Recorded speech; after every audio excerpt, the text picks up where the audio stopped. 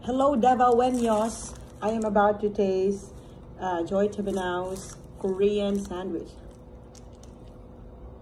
Actually,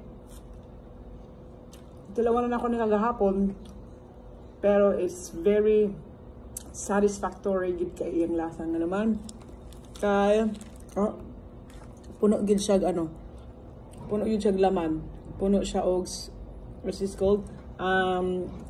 Kanang carrots with dahon-dahongon and egg. So wala gid siya gitipid. At the same time, very lami ang iyang pagkahimo, pagka-mix together. So I would really suggest, I strongly suggest you guys try this. It's only for 69 pesos and it's worth the taste.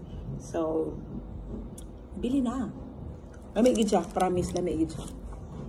Tara.